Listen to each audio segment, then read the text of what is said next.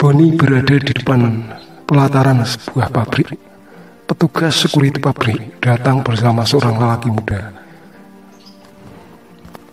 Lelaki muda itu berpakaian sederhana, berkaos oblong, menenteng tas punggung. Tangannya menggenggam sebuah botol air minum. Siapa Anda? Saya Boni. Apa maksud? Apa Anda ini seorang detektif? Apa maksud Anda menemui saya? Boni tidak menjawab. Saya teman Regita.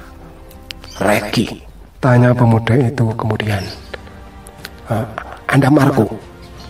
Ya, Anda perlu apa dengan saya? Saya begitu ingin mengenal Anda. Kenapa? Tanya Marco. Boni bersikap waspada. Ia telah mendengar tentang sepak terjang perangai Marco dari berita. Saya mendengar tentang Anda dari berita. Begitu, pasti ia berkata yang tidak baik tentang saya. Kenapa Anda beranggapan begitu? Karena dia tak pernah menyukai saya sejak dulu. Kata pemuda itu dengan gerakan mata seperti mengingat-ingat. Atau Anda mungkin telah membuatnya merasa takut? Tanya Boni kemudian. Takut? Kenapa takut? Saya tak pernah berbuat jahat kepadanya selama ini. Marco membela diri, ya seperti menggugat. Kenapa Anda terus mengejarnya, mengikuti kemanapun dia pergi? Saya tidak mengikuti. Boni seperti ingin tertawa. Anda tidak mengaku juga. Bukankah kalian bekerja di perusahaan yang sama di Mataram? Lalu berita keluar dan pindah ke Bandung ini. Dan kau sekarang juga berada di kota ini juga. Boni memancing reaksi pemuda berbadan tegap itu. Anda tidak tahu apa-apa. Saya memang mendapatkan pekerjaan di sini. Dan saya belakangan ini telah hilang kontak dari berita.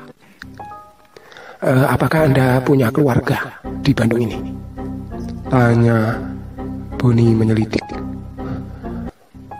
Bukan keluarga, tapi sudah saya anggap seperti keluarga saya sendiri. Keluarga saya tinggal di Lombok. Marco menjelaskan. Bisa Anda jelaskan maksud Anda mendekati berita? Tanya Boni hati-hati.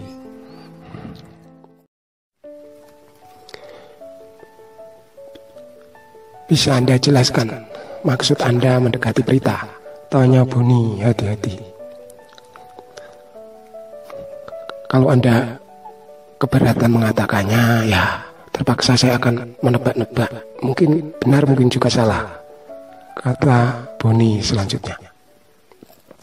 Apa ini penting bagi Anda, saudara Boni? Berita teman saya, dan dia telah merasa terganggu oleh ulahmu itu. Kemudian pemuda berbadan tegap dan berkumis dan berjanggut tidak teratur itu seperti tidak senang dengan perkataan Boni. Aku yakin kau tak begitu mengenal berita. Berapa lama kalian kenal? Ya, kau memang benar. Dia sebenarnya teman dari temanku, Vanessa. Nah, sudah kuduga. Anda menyukai berita? Tanya Boni akhirnya dengan berusaha tersenyum. Anda ini benar-benar lancang. Sudah, jawab saja. Kalau iya, kenapa? Apa saya salah? Dia masih lajang. Saya juga masih lajang. Ya, memang tidak salah, saudara Marco. Tapi kamu jangan memaksakan kehendak bila kenyataannya dia tidak menyukaimu. Kata Boni dengan tatapan sebenarnya hatinya mulai cemas melihat gelagat Marco yang seperti hendak marah kepadanya. Anda jangan turut campur. Marco memandang Boni dengan galak lalu dengan cepat mendorong tubuh Boni. Kali ini ia balas mendorong Marco. Badan atletis dan tegap itu terjajar ke belakang. Tas punggung yang dibawa Marco tadi jatuh, terguling di tanah. Tiba-tiba beberapa bungkusan ikut keluar dari tas punggung Marco. Buru-buru Boni menangkapnya sebelum jatuh ke tanah. Marco tampak galak melihat kejadian itu. Itu bekal makananku, Sergah Marco. Maaf.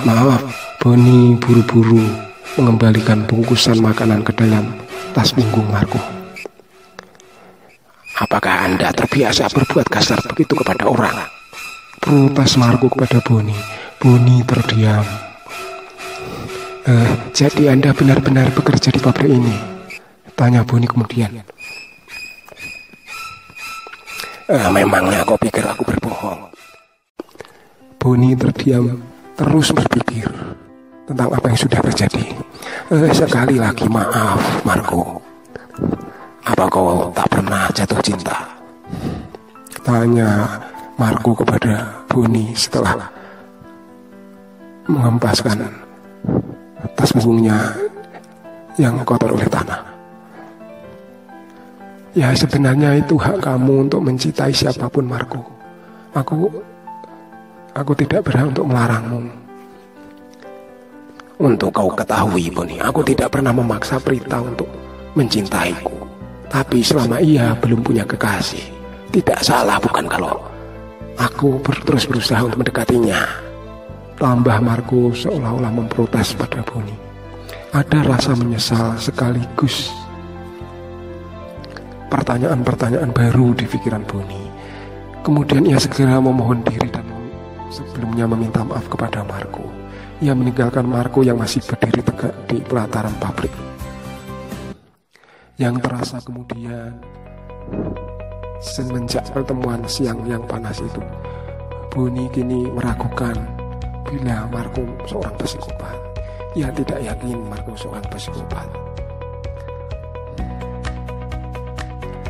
Sobat Teater PPBS, apa maksud Marco terus mendekati dan mengikuti Prita? Ikuti kelanjutan kisah ini di episode selanjutnya.